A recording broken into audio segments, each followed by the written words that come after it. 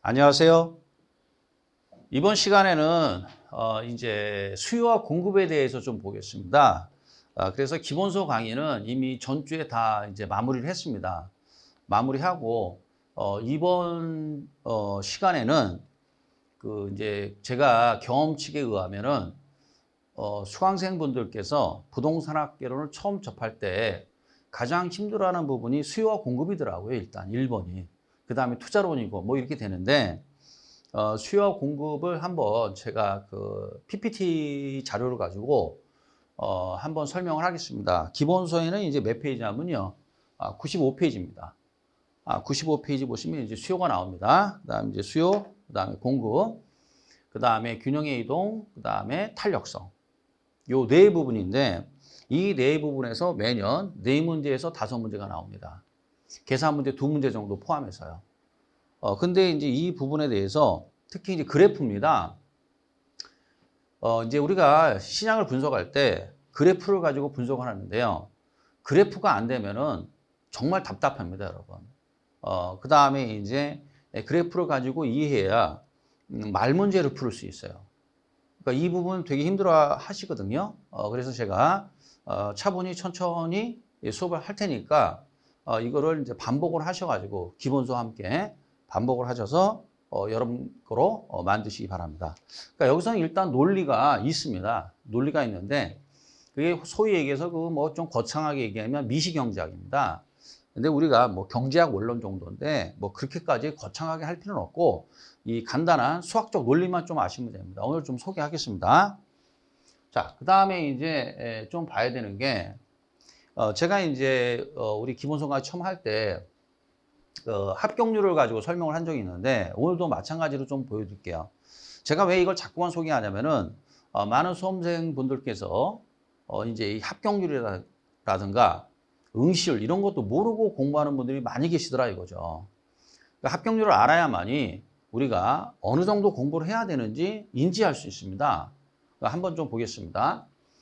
일단 작년 33회입니다. 보시면 이건 이제 자료는 한국산업인력관리공단의 자료입니다. 원서 접수가 23만 8천 명 정도 했습니다.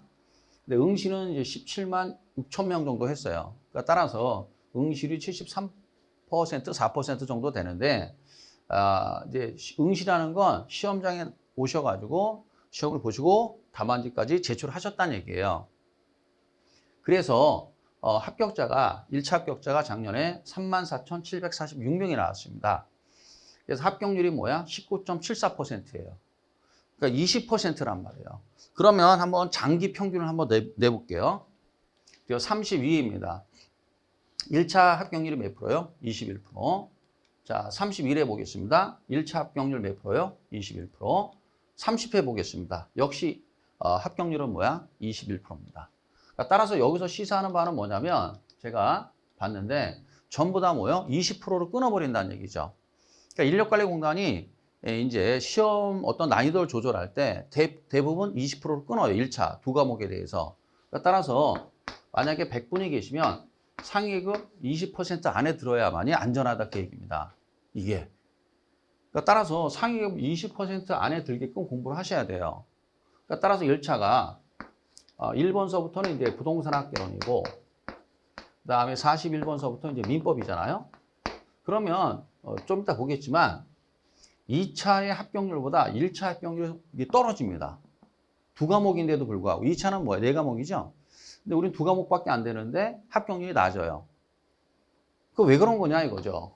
그거는 뭐예요? 공부하는 방법이 좀 잘못됐다는 걸 인식을 하셔야 돼요.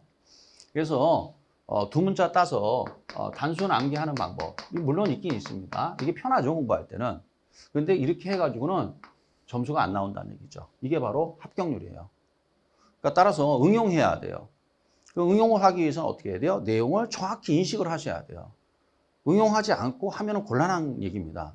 그래서 물론 단순 암기해야 될 부분도 있겠지만은 대부분의 부분은 어떻게 해야 돼요? 응용을 해야 어떻게 돼요? 응용하기 위해서는 내용을 이해하고 계셔야 돼요. 이런 내용이고 그 다음에 이제 2차를 한번 보겠습니다. 2차는 이제 원서 접수가 14만 9천 명 정도 해가지고요. 응시는 8만 8천 명 정도 했습니다. 현저히 줄죠. 따라서 2차는 항상 이렇게 응시율이 낮습니다. 60%도 안 돼요. 그럼 뭐 100명이면 60명만 시험 보신다는 얘기예요, 한마디로. 그래서 전체 합격자가 최종 합격자가 27,916명 나와서 31.59%예요. 1차보다 2차가 합격률이 더 높죠. 이런 현상이 나와요. 그러니까 따라서 이건 뭐냐면 2차의 특성 때문에 그래요. 2차는 전부 다 절차법이기 때문에 절차법이죠. 법이기 때문에 암기가 있고 이해가 있는데 뭐가 많아요? 암기가 많다는 얘기예요. 암기가. 그러니까 암기가 많으니까 어떻게 해야 돼요? 합격률이 좀 높죠. 이게 이해할 게 별로 없으니까. 물론 이해하는 부분이 있겠지만 상대적으로 1차보다는 적죠. 그 다음에 이제 설사 공법이나 또는 등기 지적, 뭐 세법 어려워도 중개사법에서 어떻게 해야 돼요? 도와주면 합격이 돼요. 그런 특성이 있어요. 그런데 여기서 좀 봐야 되는 건 뭘 봐야 되느냐? 이 전체 합격자 중에서 이 통계입니다. 요거는 동차 합격자입니다. 동차. 요거는 뭐야? 요거는 2차만 보신 분들이에요. 2차만. 그러면 동차 합격자가 전체 합격자의 10,000명 정도 되고 2차만 보신 분들이 전체 합격자의 17,000명 정도 됩니다. 이게. 그러면 어떻게 해야 돼요? 7,000명 정도가 압도적으로 많죠. 2차만 보신 분들이. 당연한 거죠, 그거는. 왜냐하면 2차만 보시는 분들은 4과목만 공부하시면 되고 동차 공부하는 분은 6과목을 공부해야 되기 때문에 그래요. 뭐 어쩔 수 없는 현상이죠. 그럼 전체 합격자의 비율을 보면 동차 합격자가 40%고 2차만 보신 분들의 합격률이 뭐야? 60%예요. 이렇게 나옵니다. 통계를 보면. 뭐 비슷해요. 그러면 이 동차 합격을 목적으로 한단 말이죠. 많은 분들이. 그러기 위해서는 어떻게 되느냐. 통계를 다시 내야 돼요. 그럼 88,000명 여기에서 이 부분, 그러니까 뭐야? 18,997명이 이제 동차 합격자예요. 이 중에서 88,378명이 응시했단 말이에요. 그럼 합격률은 몇 프로냐? 0.12. 얼추 12%가 들어와요. 그러니까 따라서 나는 동차 합격하고 싶다 하면은 100명 중에 12등 안에 들어가야 된다는 얘기예요. 이게 현실이에요. 그만큼 동차 합격이 어렵다는 얘기죠. 이게. 그렇기 때문에 이거를 알고 전략과 전술을 세워야 된다. 그거는 뭐 알고 공부하셔야 돼요. 그러니까 단순하게 말입니다. 수업만 듣고 그 다음에 뭐 이렇게 간단한 문제나 풀고 해가지고는 어림도 없다라는 거죠. 이게 현실이고. 그 다음에 2차의 그 합격률 한번 볼게요. 자, 32회 때 29%입니다. 그 다음에 31회 때는 몇 프로냐면 22%예요. 그 다음에 30회 때는 뭐 36%. 그러니까 따라서 30%를 넘은 경우가 있는데 이때는 난이도 실패한 겁니다. 이게. 그러면 장기 평균을 한번 내보면 결국 뭐냐면은 이 2차는 100명 중에 27등 안에 들어가야 된다는 얘기예요. 27등 안에. 그래서 이거는 얼마냐? 100명 중에 뭐야? 20등 안에 들어가야 된다는 얘기고.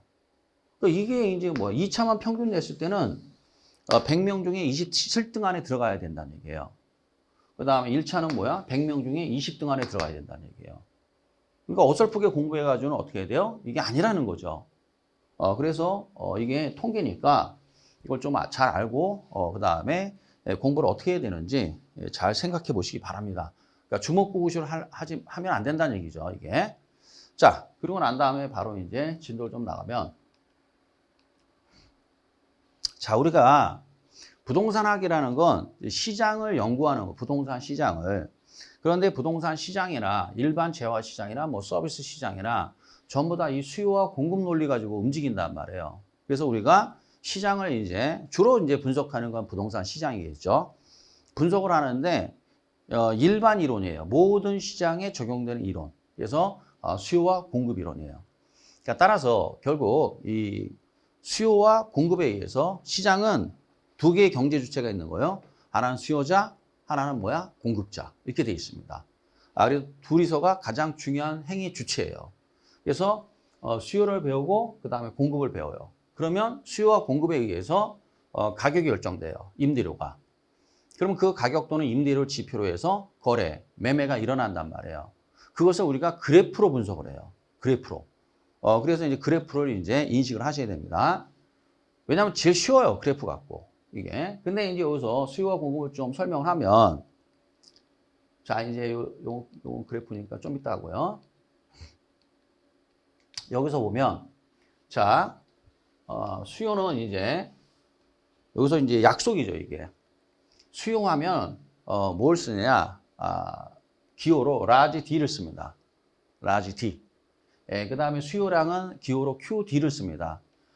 demand에서 수요, demand D, 그 다음 Q가 quantity, 수량에서 QD 하면 수요량이 되는 거예요. 그 다음에 large S를 씁니다. 그럼 이 공급이에요, 이게 공급.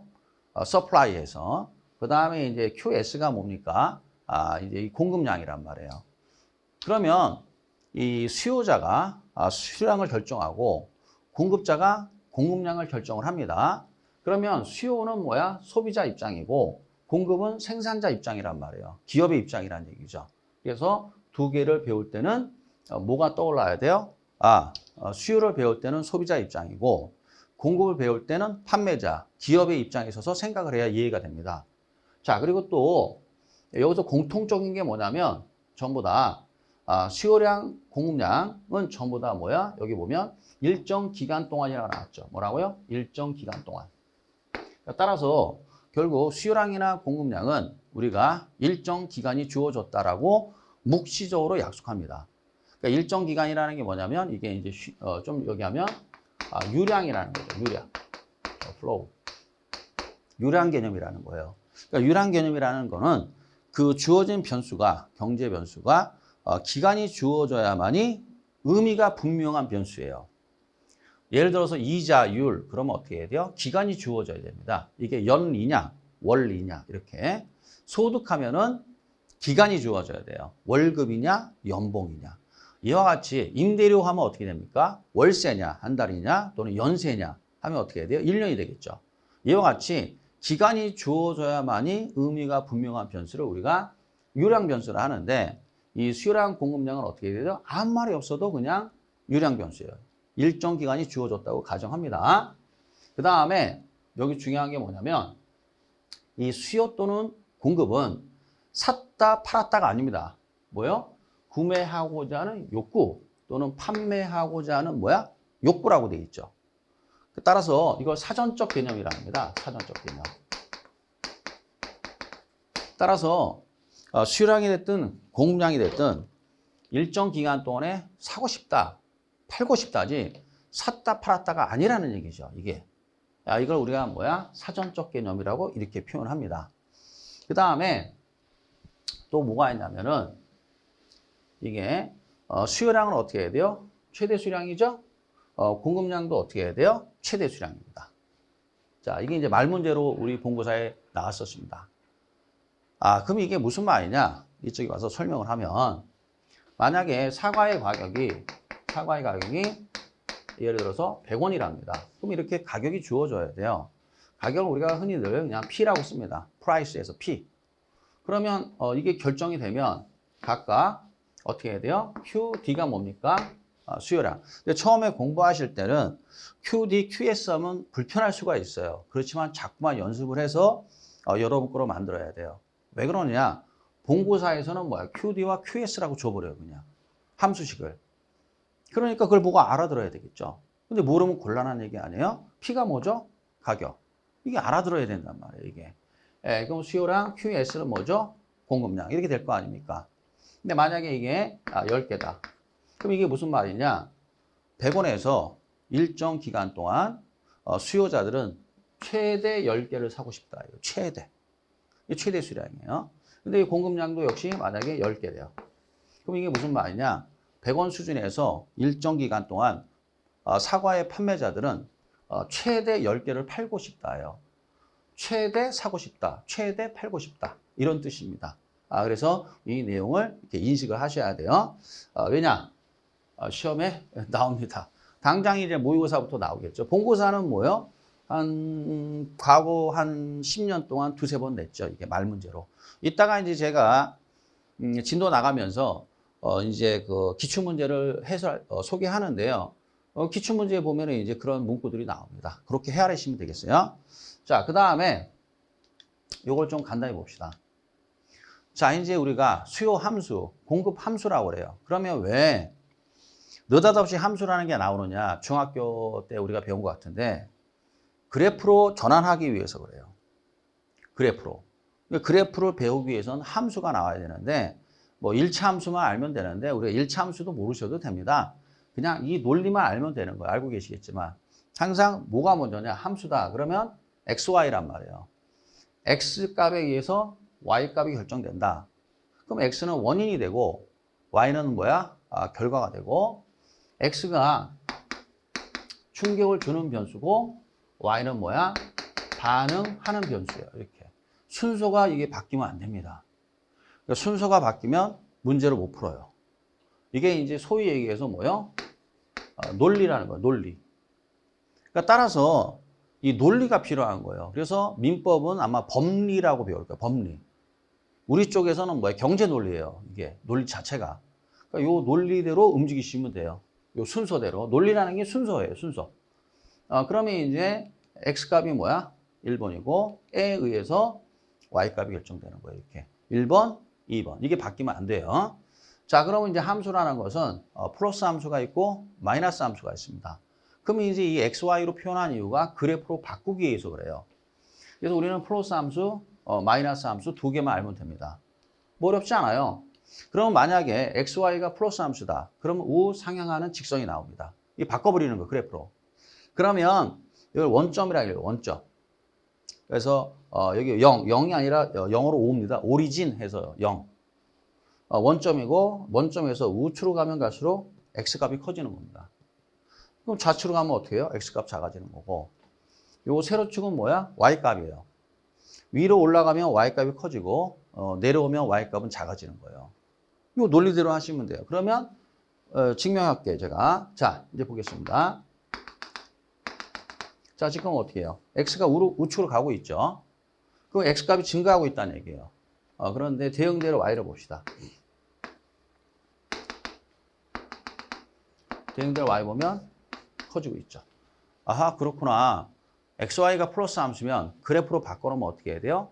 우상향이 나올 수밖에 없구나. 이렇게 되는 겁니다. 거꾸로 이제 X값이 감소하면 어떻게 해야 돼요? Y값도 작아지겠죠. 그래서 이걸 무슨 함수라고 그래요? 플러스 함수다. 이렇게 표현하는 거예요.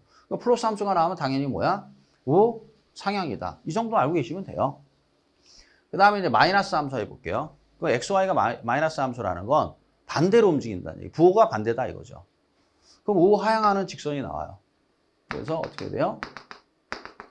자, X가 커지고 있죠. 그러면 이제 대응되는 Y를 봅시다. 대응되는 Y를 보면 커져야 작아져요? 작아지고 있죠. 그러니까 X가 커지면 Y가 작아지고 X가 작아지면 Y가 커지겠죠. 그래서 우하향하는 관계가 나와요. 이 그래프로 그리게 되면. 그래서 이제 이건 마이너스 함수다. 이렇게 표현하죠. 그러면 우리가 배우지만 수요 곡선은 뭐야? 우하향해요. 그러면 X와 Y가 마이너스 함수라는 얘기고 공급 곡선은 우상향해요. 그러면 X와 Y는 뭐야? 플러스 함수라는 거죠. 그게 바로 공급 법칙이고 요거는 뭐야? 수요 법칙이 되겠죠. 이걸 이제 배우는 거예요. 이것만 배우면 뭐 어려운 건 아무것도 없습니다. 자, 이렇게 했고 이제 제일 먼저 이제 재화. 재화는 그냥 여러분들이 상품이라고 생각하시면 되겠고요. 그 다음에 효용이랍니다. 효용. 효용이 뭐냐? 소비자들이, 수요자들이 상품을 소비할 때 느끼는 만족이에요. 만족. 또는 뭐야? 그 능력. 재화의 능력. 효용이라고 그래요. 그러니까 따라서 수요가 나오면 뭐가 나와야 돼요? 효용이 나옵니다.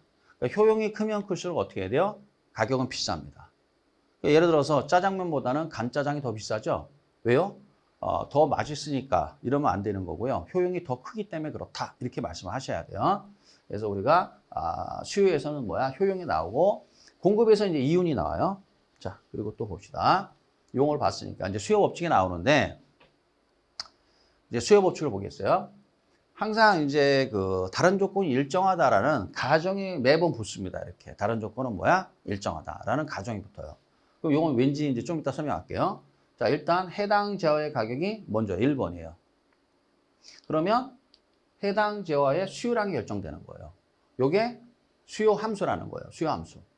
그러니까 따라서 여기서 해당 재화라고 돼 있죠. 만약에 여기 해당 재화의 사과다. 사과의 수요량이다.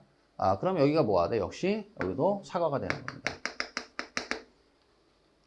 사과의 가격에 의해서 사과의 수요량이 결정된다는 얘기야.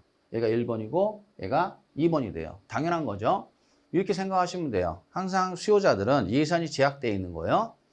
그럼 이 제약된 예산을 가지고 어떻게 됩니까? 사과만 살 수 있는 건 아니잖아요. 뭐 애들 과외비도 내야 되겠고 대출 받으면 이자도 갚아야 되겠고 관리비도 내야 되고 그렇지 않습니까? 그럼 내가 과일을 살 수 있는 예산은 딱 정해져 있단 말이에요. 그런데 일단 제일 먼저 보는 게 뭐예요? 가격을 보는 거 아닙니까? 가격 보고 그 가격에 의해서 주어진 예산으로 뭘 결정해요? 수요량을 결정한단 말이에요. 이게 논리란 말이에요. 너무나 당연한 얘기죠. 만약에 이 논리를 무시하면 경제 논리에 벗어나니까 그분은 아마 자본주의 사회에서 생존할 수가 없죠. 왜냐? 신용불량자가 될 테니까. 그럼 우리가 이 자본주의 시장 체제 안에서 살기 위해서는 어떻게 해야 돼요? 내가 쓸 수 있는 예산으로 어떻게 해야 돼요? 이 수요량을 결정해야 된단 말이에요. 그러니까 따라서 만약에 사과의 가격이 이제 플러스 이게 뭐야? 오른다 이거예요. 오르면 비싸잖아요, 상대적으로. 그럼 살 수 있는 양은 줄어들겠죠. 마이너스. 그 다음에 사과의 가격이 하락했어요. 마이너스. 그러니까 하락은 마이너스, 상승은 플러스. 감소는 마이너스, 증가는 플러스. 이렇게 표현합니다. 그러면 이제 사과의 가격이 싸니까 어떻게 돼요? 사과의 수요량이 뭐야? 늘어나겠죠. 이런 관계를 무슨 법칙이라고 그래요? 수요 법칙이라고 해요. 너무나 당연한 얘기죠. 그러니까 따라서 사과의 가격과 사과의 수요량은 무슨 함수다? 이거를 우리가 마이너스 함수다. 이렇게 표현을 하는 거죠, 이게. 그러니까 이제 1번이 가격이고 2번이 이제 수요량인데 여기서 조심하셔야 되는 건 많은 분들이 이제 이게 헷갈린단 말이죠. 이게 익숙치 않아서 그래요. 이게 만약에 이제 사과인데 여기 만약에 딸기 가격이 나왔어, 딸기. 딸기 가격이 나왔는데 사과 수요량이 나올 거예요? 이건 대도 않는 소리죠. 딸기 가격이 나왔으면 딸기 수요량이 결정돼야죠. 왜 사과 수요량이 왜 나옵니까? 그러니까 따라서 이렇게 하면 안 된다는 얘기죠. 그러니까 따라서 결국 이거를 이제 우리 식으로 좀 바꾸면 이렇게 되죠. 이게 만약에 아파트다. 그럼 아파트의 수요량은 뭐만 결정하는 거예요? 아파트 가격만이 결정된다고 가정한다. 이게 나와야 된단 말이에요. 만약에 이제 여기가 빌라 가격이 나왔어요. 빌라. 이때는 어떻게 해야 돼요? 가격이 빌라잖아요. 저 아파트 아니잖아요. 이때는 아파트 수요량이 아니라 수요가 됩니다. 그때는. 헷갈리는 거죠, 이게. 네, 그러므로 아파트 가격은 또 한 번 강조합니다. 아파트 가격에 의해서만 결정되는 거예요. 근데 여기서 말하는 가격은 뭐야? 이거는 현재 가격이에요. 가격이 두 개가 있어요. 현재가 있고 미래가 있는데 여기서 뭐만 하시면 돼요? 요 현재 가격이다. 이렇게 알고 계시면 되겠습니다.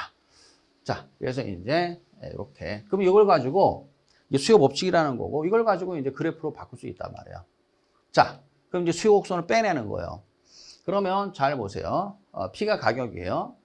이렇게 가격이 먼저입니다. 그럼 뭐가 결정돼? 이 가격을 지표로 해서 수요량을 결정하겠죠. 자, 가격이 오르니까 수요량이 감소해진가요? 감소하잖아요. 무슨 법칙? 수요 법칙이라는 얘기죠. 쉽게 말하면 비싸면 잘 안 사고 싸면 산다 그 얘기입니다. 너무나 당연한 얘기죠. 수요자 입장에서는. 그럼 이거를 이제 그래프로 바꾸겠습니다. 여기서 조심해야 되는 건 가격이 이 세로축에 온다는 걸 명심하셔야 돼요. 이거 1번이고 이게 2번이에요. 이 논리가 깨지면 안 되는 거예요. 그래서 가격이 X값이니까 그러니까 수학에서는 이제 X값이 가로축인데 여기서는 좀 바꿔놨어요. 수요와 공급 모형에서는. 왜 그랬느냐 아실 필요 없습니다. 우리 시험에 안 물어봐요. 알프레드 마샬이라는 분이 이 그래프를 이제 창안해낼 때 이렇게 바꿔놨어요. 이게 이제 1890년인가 그렇습니다. 아마 이때가. 그러니까 여러분들은 그냥 그러느니 하시기 바랍니다. 그러니까 따라서 아파트 가격이 나오면 1번이고 그러면 아파트 수요량이 결정된다. 보시기 바랍니다. 이거 10원일 때 몇 개요? 7개. 이게 점이 찍히잖아요. 20원 하면 몇 개요? 5개. 이 점이 찍히죠? 30원 하면 몇 개요? 3개. 이 점이 찍히잖아요. 이 점들이 의미하는 게 뭐냐 이죠. 이 점들이 의미하는 게 뭐야? 각각의 가격 수준에서 수요량이라는 거. 이게 중요한 표현이에요. 그러니까 따라서 말로는 수요량이라고 그래프상에서 뭐야? 점이에요. 이게 그림으로는. 그러니까 말로는 수요량이고 그림으로는 점이에요. 그러니까 따라서 점의 이동, 하면 이건 수요량의 변화가 되는 겁니다. 자, 그 다음에 이 점들을 전부 다 연결하면 자, 우상향이에요, 우하향이에요? 우하향하죠. 왜요? 가격과 수요량이 마이너스 함수니까 그렇습니다. 수요곡선 라지 D를 써줘요. 우하향한다. 이렇게 돼 있죠. 그러면 이 선을 뭐라 하느냐? 이 선을 여기서 요 선이죠, 선. 선을 뭐라고 그래요? 선을 수요라고 그래요. 그러니까 따라서 이 그래프상에서 수요가 나오면 점이 아니라 뭐야? 선이라는 걸 아셔야 돼요. 그래서 이제 이거 왜 구별하느냐? 점의 이동은 수요량의 변화고 선의 이동은 수요의 변화가 되기 때문에 그래요. 시험에서 모의고사에서 계속 묻습니다. 수요량의 변화와 수요의 변화. 그 매년 시험에 나와요. 거의 매년. 그러니까 이걸 잘 알면 그렇게 어려운 게 아닙니다. 그러니까 따라서 점이 의미하는 게 뭐죠? 수요량이고 선이 의미하는 건 수요다. 이 정도만 구별하시면 되겠어요. 그럼 이 논리를 알면 공급은 거저 먹는 거예요. 공급은 이 논리대로 그대로 갑니다. 자, 이제 됐어요. 자, 그리고 난 다음에 자, 이제 뭐가 나오느냐? 이제 수요량의 변화라는 게 나와요. 수요량의 변화와 뭐가 나와요? 수요의 변화가 나와요. 그러면 이 수요량이라는 단어가 딱 나오면 뭐야? 그래프상에서 무슨 이동이죠? 점의 이동이죠. 그럼 이 점이 이동한단 말이에요. 이건 수요량의 변화를 한단 말이에요. 점이 수요량이니까. 그러면 이 점이 이동하기 위해선 순서가 있죠. 제일 먼저 뭐가 변해야 돼요? 아파트 가격이 변해야 되겠죠. 그러면 아파트 수요량이 변하겠죠. 그러면 세 번째로 점이 이동한단 말이에요. 요 논리를 잘 아셔야 돼요. 그럼 이걸 무슨 변화를 한다? 수요량의 변화를 한다. 그러니까 따라서 수요량의 변화가 나오면 제일 먼저 뭐가 나와야 돼요?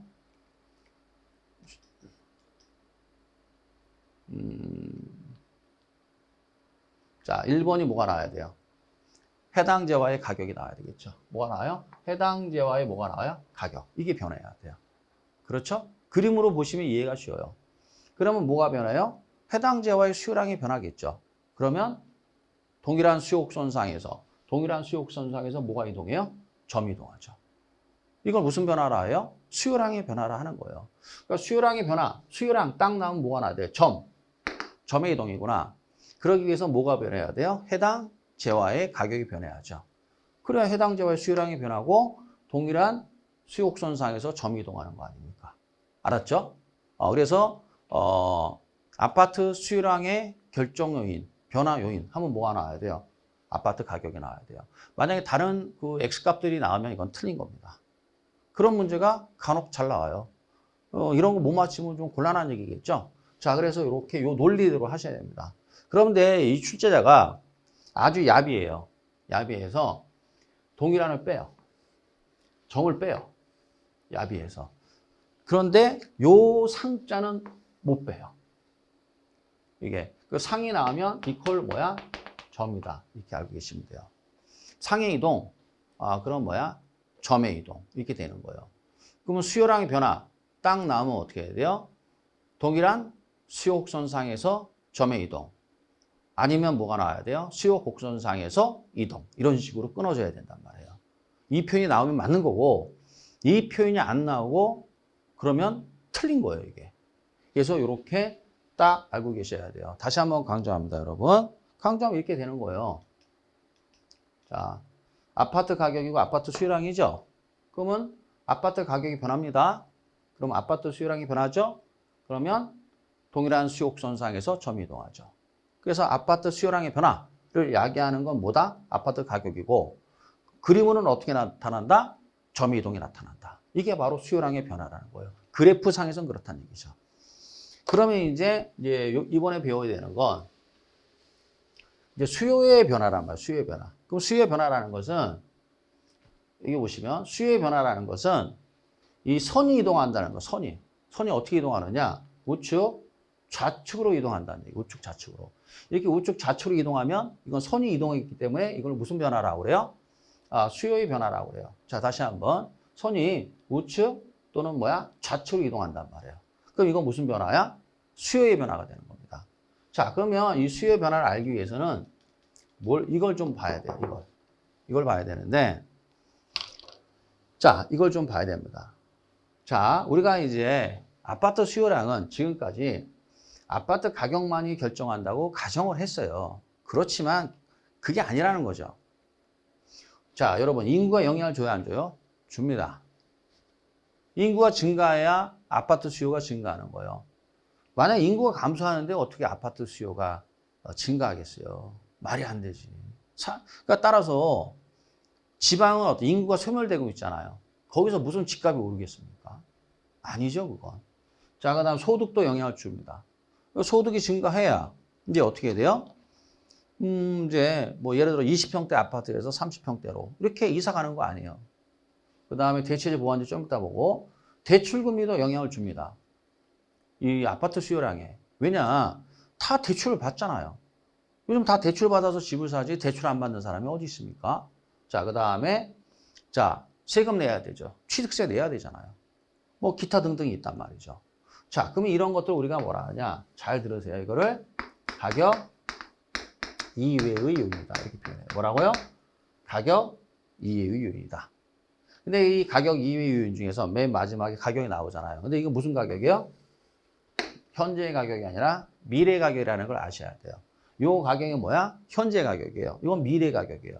그러니까 미래 가격은 현재 가격 아니죠? 그러니까 가격 이외의 요인으로 들어가 버리는 거예요. 그러면 이 가격 이외의 요인이 변하면 어떻게 되느냐? 선이 이동해요. 그렇게 만들어 놓은 거예요. 선이 이동하니까 이건 무슨 변화야? 수요의 변화가 되는 거죠. 이렇게 되는 겁니다. 자, 이 논리를 잘 아셔야 돼요. 근데 제가 이제 강의를 20년 가까이 해보니까 이렇게 처음부터 뭐 예를 들어서 학원은 보통 11월 달에 개강을 하니까요. 지금 전년 11월, 12월, 1월, 2월, 3월 이제 왔지 않습니까? 그러면 11월, 12월 한 번, 1월, 2월 두 번 정도 해주면 다 하십니다. 그런데 여러분들은 지금 이 온라인상으로 하기 때문에 제가 그걸 알 수가 없단 말이에요. 근데 처음에 이거 하면은 좀 불편해요. 불편한데 하기 싫단 말이죠.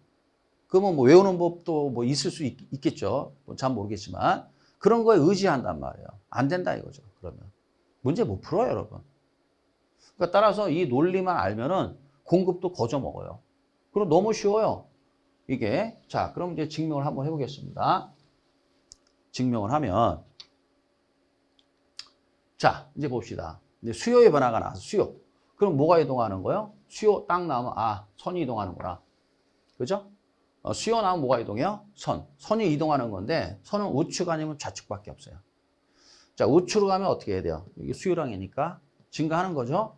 좌측으로 하면 수요량 감소하는 거예요. 요거 보고 자, 우리 인구라는 X값으로 우리가 인구를 한번 딱 뽑아봅시다. 인구.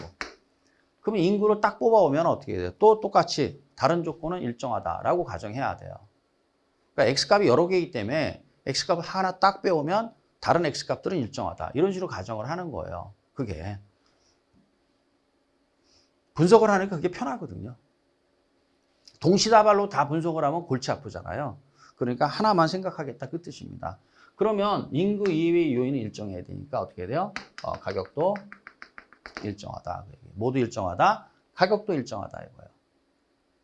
그럼 이 가격이 일정한 이유가 뭐냐면 가격 이외의 요인이 변했기 때문에 보세요. 해당제와 가격 이외의 요인이라고 나왔잖아요. 해당제와 가격 이외의 요인이 나왔으니까 당연히 가격은 일정해야죠. 일정하단 말이죠. 이게 기준이다 이거죠. 이 상태에서 인구가 증가했대요. 여러분 인구가 증가하면 수요량 감소해야 증가요? 증가. 이건 직관에다 맡기시면 됩니다.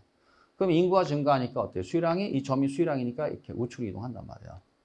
근데 수학에서 이렇게 점만 이동할 수는 없습니다. 선이 같이 가야 돼요. 그래서 제가 뭐라 그러냐면 수업을 할 때 조금 좀 그렇지 한데 오해는 하지 마시고요. 모든 게 이제 사람이 뭐야? 마음이 먼저죠, 여러분. 마음이 먼저. 마음을 움직여야죠. 그럼 몸이 갑니다, 이렇게 저절로. 그러니까 점이 마음이에요. 마음이 갔단 말이죠. 수요량이 증가했단 말이죠. 그럼 뭐야? 몸도 가야죠. 그래서 우측으로 이동하는 겁니다, 이렇게. 만약에 거꾸로 인구가 감소했대요. 인구 감소하면 어떻게 해야 돼요? 자, 아까 기준이 여기죠? 그 인구 감소하니까 수요량 증가야, 감소야? 감소. 일로 가야죠. 이렇게 수평 이동합니다. 그러면 이제 어떻게 해야 돼요? 같이 가야죠. 좌측 이동이죠. 그러니까 따라서 이걸 무슨 변화라고 그래요? 수요의 변화. 그러니까 따라서 우측 이동 증가, 좌측 이동 감소 이렇게 표현하는 겁니다. 이게 헷갈리면 안 되는 거예요. 그래서 뭐 헷갈리는 분은 반복해서 보세요. 그건 뭐 당연한 거니까. 그러니까 따라서 이제 이게 수요의 변화라는 얘기예요. 그러면 자, 수요의 변화 나오면 선의 이동이니까 해당 재화요, 해당 재화 가격 2회 요인이에요. 가격 2회 요인. 선이 이동한다. 어떻게 이동한다? 우측 이동 수요 증가, 좌측 이동 수요 감소 이렇게 되는 겁니다. 자, 그러면 이제 또 요거를 알아야 돼. 이제 요거를. 그러면 이제 제가 이제 문제를 이제 풀어드릴 건데 기출 문제를 그럼 이 논리로 하면 다 풀립니다. 이게 어려울 게 없어요. 잘 보세요. 인구가 나왔어요. X값으로. 그럼 수요량이 수요요? 수요. 왜 여기 플러스라고 되어 있느냐? 이런 얘기. 인구가 증가하면 어떻게 해야 돼요? 수요 증가. 인구 감소하면 뭐야? 수요 감소. 같은 방향이니까 플러스예요. 여러분 소득이 나오면 정상제만 아시면 돼요. 열등제라는 게 있는데 신경 안 써도 돼요. 우리 시험에는 지금까지 정상제만 나왔어요. 어차피 우리가 소비하는 대부분의 제어는 정상제입니다. 따라서 소득 증가, 그건 뭐야? 수요 증가, 소득 감소, 수요 감소. 왜냐? 왜 수요량이 아니냐? 가격 아니니까. 가격 아니잖아요. 그러니까 수요가 되는 거야. 가격 2위 요인이니까. 대체재 가격, 보완재 가격 좀 이따 하고 대출금리가 나오면 마이너스란 말이에요. 자, 대출금리 나오면 당연히 수요겠죠. 해당 재화의 가격이 아니니까. 근데 금리가 인상되면 어때요? 좀 금리가 오르고 있죠? 금리가 오르니까 수요가 증가야 감소야? 감소. 그러니까 마이너스죠. 이게 이 커지면 작아지니까 마이너스죠. 이렇게. 그죠? 세금도 마찬가지예요. 취득세 중과 때리겠다. 취득세 중과. 요즘 어떻게 해? 다주택자는 취득세 중과합니다. 아직까지도. 그럼 취득세 중과하면 어떻게 해? 수요 증가야 감소야? 감소. 중과하면 감소. 이렇게 되는 거죠. 마이너스죠. 그래서. 자, 그 다음에 선호. 더 좋아한다 이거예요. 그러면 빌라보다 아파트를 더 좋아하잖아요. 지금. 선호하죠. 더 좋아하면 수요 증가죠. 이게. 그 다음 미래 가격 조심하셔야 돼요. 현재 가격이 미래 가격이에요. 미래 가격. 그러면 미래 가격이 나오면 수요량이 아니라 수요입니다. 이거 조심하셔야 돼요. X값이 이렇게 나와요. 가격 상승이 예상된다. 이렇게 나와요. 가격 상승이 예상된다. 이렇게 나옵니다. 이렇게. 가격 상승이야, 예상이야? 예상. 미래 가격이라는 얘기야. 미래 가격이니까 Y값은 뭐예요? Y값은 이제 아파트 수요량이 아파트 수요요. 수요. 근데 이거는 어떻게 해야 돼요? 보시면 여기 플러스 함수라고 돼 있죠? 당연한 거예요, 이거는. 자, 한번 보세요. 이게 당연히 플러스 함수예요. 자, 집값이 오르리라고 예상되는 거, 집값 오른대요. 이게. 그럼 집을 사야 돼, 안 사야 돼? 사야죠. 그래서 연끌한 거 아니에요. 20년도, 21년도에서 코로나 저금리에다가 또 폭발적으로 증가한 이유가 뭐냐면 임대차 3법이에요. 그건 진짜 정책적 실책이죠, 진짜. 저금리에다가 임대차 3법 했고, 그래서 전세가 모자르고, 거기다 전세 자금을 엄청 대출해주고, 그러니 가격이 안 오를 수가 없는 상황이었어요. 지금 반성해보면. 그러니까 정책적으로 실패한 거죠, 그게. 그러니까 어떻게 해야 돼요? 가격 상승 예상되니까 영끌에서 다 집을 샀어요, 안 샀어요? 샀죠. 그래요. 가격 상승 예상? 당연히 수요 증가예요. 더 비싸기 전에 사야 되니까. 근데 가격 하락 예상. 요번에 상승이 아니라 하락입니다. 자, 지금 어떻게 돼요? 집값 계속 떨어지고 있죠? 하락 예상되잖아요. 그럼 지금 안 산단 말이죠. 왜 안 사요? 저점에서 사겠다 이거죠. 더 떨어질 때까지 기다린단 말이에요. 이거 수요 증가의 감소야? 감소. 그래서 이걸 잘 아셔야 돼요. 이걸. 굉장히 중요합니다, 여러분. 이거. 따라서 가격 상승 예상. 집값 오르는구나. 수요 증가. 가격 하락 예상. 집값 떨어지네. 더 떨어질 때까지 기다려야지. 수요 감소. 이렇게. 알았죠? 이렇게 하시고. 자, 그 다음에 여기서 이제 이 대체제인데 또 중요한 게 이 대체제예요. 또 중요한 게 이 대체제. 이게 중요한 거예요, 이거. 자, 그러면 이제 대체제에 대해서 좀 하겠습니다. 그럼 대체제의 용어를 좀 정리를 해야 되는데, 대체제잖아요. 대체제라는 건 뭐냐면, 수요자 입장에서 대체할 수 있는 재화예요. 수요자 입장에서 뭐라고요? 대체할 수 있는 재화를 대체재라고 해요. 대체재가 되기 위해선 효용도 같고 가격도 같아야 돼요. 효용도 같고 소비자 입장에서 효용도 같고 가격도 같아야 돼요. 만약에 빌라와 아파트가 대체재인 경우 이렇게 시험 문제 떠요. 그러면 아파트하고 빌라하고 가격도 같고 만족도 같다 그러셔야 돼요. 그러므로 어느 걸 선택하든 관계가 없는 거예요. 이게 자기의 주관이 들어가면 안 되는 거예요, 여러분. 이해가 안 됩니다, 그러면. 용어의 정의에 충실하셔야 돼요. 항상 기본에. 그러니까 따라서 민법이나 부동산학개론은 1차 과목은 기본에 충실하셔야 돼요. 기본. 그리고 얕은 수 쓰고 그러면 안 됩니다. 그거를 알면서 공부하시기 바랍니다. 자, 그래서 대체재라는 건 뭐냐면 한마디로 얘기해서 어떻게 해야 돼요? 가격도 같고 만족도 같아야 돼요. 가장 대표적인 게 사이다 콜라죠. 사이다 콜라가 우리 입장에서는 서로 대체제입니다. 이게. 가격이 같잖아요. 만족도 같고. 자, 그러면 X값으로 이거 잘 하셔야 돼요. 이 1번. Y가 뭐야? 2번. 근데 만약에 뭐가 나왔느냐? 이게 나왔어요. 빌라와 아파트가 대체제인 경우 이렇게 나와요. 그러면 빌라가 뭐야? 대체제구나. 이렇게 되죠. 대체제. 요 가격이 나온 거, 가격. 그럼 요 빌라 가격이 되죠. 그럼 근데 가격인데 이거 아파트 가격이 아니라 빌라 가격이잖아요. 대체제 가격이죠. 그럼 여기는 뭐 수요량이 수요예요? 수요. 이렇게 되는 거예요. 수요. 수요량 아니죠. 왜? 아파트 가격 아니니까. 이렇게 됐죠. 그런데 잘 보세요. 각각 가격은 뭐야? 대체제니까. 얘도 1,000원이고 얘도 1,000원인 상태예요. 예를 들어서. 근데 빌라 가격이 1,000원에서 1,500원으로 올랐대요. 즉 대체제 가격이 올랐다는 얘기예요. 그럼 얘는 500원, 1,500원이고 얘는 1,000원이잖아요. 그러면 여기 있는 사람들이 일로 이동한단 말이에요. 일로 이동해. 이렇게 일로 이동. 그렇죠? 그러니까 어떻게 해요? 수요가 증가하는 거예요. 왜? 여기는 1,000원이고 여기는 1,500원이니까 일로 이동해서 이 수요가 싹 증가한다고요. 그렇죠? 근데 만약에 1,000원에서 가격이 500원으로 하락했대요. 그럼 얘는 500원인데 얘는 1,000원이잖아요. 그렇지 않습니까? 그럼 여기 있던 사람이 어디요? 일로 오겠죠. 일로 오겠죠? 일로 와서 어떻게 해야 돼요? 일로 쑥 빠져나가니까 수요가 증가야 감소야? 감소. 이렇게 된단 말이에요. 그러니까 이 관계가 잘 아셔야 돼요. 굉장히 중요합니다. 이거 두 개. 그러니까 이거를 딱 이해하고 계시면요. 이제 응용하는 문제도 풀려요. 만약에 이렇게 된다고요. 자, 빌라와 아파트가 대체제인 경우 빌라 수요가 감소했대요. 어떻게 해요? 아파트 수요는 증가하는 겁니다. 수요 감소해서 일로 가서 수요 증가하죠. 만약에 여기가 빌라인데 대체제 수요가 어떻게 해야 돼요? 증가했대요. 그럼 아파트 수요는 감소죠. 이렇게 갔으니까. 여기 이해가 된단 말이에요. 그러니까 이게 머릿속에 잘 정리가 돼 있어야 돼요. 이거 정리하면 어떻게 해야 돼요? 정리하면 이거 무슨 함수예요?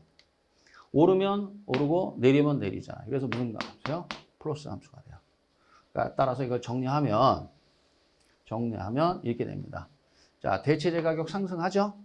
그러면 해당 재화의 수요는 증가. 대체제 가격 하락하죠? 그러면 해당 재화의 수요는 뭐야? 감소. 이렇게 잘 알고 계셔야 돼요. 이렇게 된 다음에 이걸 한마디로 좀 유치하지만 암기하셔야 돼요. 중요하니까. 그래서 이걸 그래서 이걸 뭐라고 표현해요? 대체제 가격, 이렇게 돼요. 대체제 가격 나오면은 뭐가 나와야 돼요? 플러스 함수다. 그래서 플러스 함수다. 그래서 플러스니까 피읍이잖아요. 그래서 아퍼. 대가리가 아퍼 하시면 돼요. 그럼 대가리가 아퍼라는 게 무슨 뜻이냐? 이 뜻이에요. 대체제 가격이 상승하면 자, 대체제 가격 나왔으니까 대가리 아퍼 플러스잖아요. 상승하면 해당 재화의 수요는 증가. 대체제 가격 하락하면 해당 재화의 수요는 감소. 이렇게 딱 떨어지면 뭐요? 문제가 풀립니다. 그래서 대가리가 뭡니까? 대체제 가격, 대가리, 아퍼, 플러스 함수가 이런 뜻이란 말이에요. 그러니까 대가리 아퍼만 알면 안 되는 거지. 이 의미를 알아야 되는 거죠. 이렇게 하시면은 이제 이게 되면 뭐가 나오냐? 대체제 보완제 됐고요. 이제 자, 이게 된단 말이에요. 이게. 자, 그래서 이게 몇 번이냐면 문 1번이에요. 문 1번. 한번 풀어보겠습니다. 자, 수요 감소라고 했어요. 뭐라고요? 수요 감소. 수요량이에요? 수요예요? 수요입니다. 수요. 아시겠죠? 수요입니다. 그러면 이제 금리가 하락했대요. 하나하나 한번 풀어봅시다. 금리가 하락했대요. 금리 하락하면 어떻게 해야 돼요? 수요 감소의 증가요? 수요 증가. 금리 하락하니까 돈 더 빌리는 거 아니에요? 수요 증가. 아니죠? 인구 감소 맞네. 수요 감소. 그렇죠? 소득이 증가했대요. 소득이 증가하면 수요가 증가하죠. 소득은 플러스 함수라고 그랬잖아요. 아니죠? 잘 보세요. 가격 상승 기대해 놨어요. 미래 가격. 그러면 여기서 가격 상승 예상되니까 더 비싸기 전에 더 사야 될 거 아니에요. 그러니까 수요 증가. 아니죠. 그렇죠? 자, 그 거래세율 인상. 자, 취득세 올랐대요. 그럼 어떻게 돼요? 세금 많이 때리니까 수요 증가할까요? 감소할까요? 감소. 정답은 뭐 니은과 미음이죠. 이게 30일의 기출이에요. 이게. 자, 그 다음에 그러면 됐고. 자, 이번에는 이게 좀 잘못됐네요. 하여간 뭐 어찌됐건 이번에도 하나 더 풀어봅시다. 수요를 좌측, 수요 감소잖아요. 이동시킬 수 있는 요인은 모두 몇 개인가? 이게 제일 어려운 문제예요. 옳은 거 몇 개, 틀린 거 몇 개. 그러면 이제 지금 배운 거 가지고 좀 해보면 됩니다. 좀 이게 헝클어졌는데 아주 죄송합니다. 이게 왜 이렇게 됐을까요? 모르겠네요. 자, 보세요. 여기 보면 수요자 실질 소득이 증가했대요. 기억봐. 그러면 수요자의 실질 소득이 증가하니까 수요 감소야 증가야? 증가. 그렇죠? 아닌 거죠. 그래서. 그 다음에 이제 니은번 보세요. 건축 원자재 가격 하락. 건축 원자재 가격 하락. 저기 있네요. 옆에 있어야 되는데. 이거 어떻게 된 건가요? 알 수가 없네요. 그러면 이제 어떻게 돼? 이거는 공급이에요. 건축 원자재 가격 하락하면 이건 공급이 증가예요. 공급 증가. 공급에서 배울 겁니다. 자, 인구 감소, 수요 감소 맞죠? 자, 그 다음에 아파트 가격의 하락이라고 했어요. 여기 가격이 나왔죠? 가격. 현재 가격이죠? 이건 아니지. 수요예요? 수요량이에요, 이거. 수요 감소 차지하는 거니까. 이거는 수요량이에요, 수요량. 수요량 증가하는 거죠. 가격 하락하면 수요량 증가지. 그리고 아니라고. 헷갈리죠, 이런 건, 문제 내면. 그럼 아파트 가격이 나왔으니까 이거는 아파트 수요량이 되는 거죠. 수요가 아니죠. 자, 그 다음에 선호도 감소. 선호도 아파트 싫다 이거야. 그럼 수요 감소하겠죠. 이거 맞죠? 수요가 감소하겠죠. 그렇죠? 그 다음에 마지막으로 자, 대체주택 가격이 하락. 25회입니다. 대체주택 가격이 하락한대요. 대체재 가격이 하락했대요. 지금 방금 배웠죠? 대가리 아프잖아요. 대체재 가격이 하락한대요. 하락하면 해당 대화의 수요는 증가야 감소야? 감소. 맞는 거죠. 그죠? 그 다음에 시옷. 자, 그 다음에 자, 시옷이 이거요. 아파트 담보대출 금리 하락. 이게 나왔습니다. 금리가 하락했대요. 여러분 금리 하락하면 어때요? 수요 증가야 감소야? 증가. 아니죠. 그럼 맞는 건 몇 개야? 3개. 이렇게 되는 거. 정답은 2번이 되죠.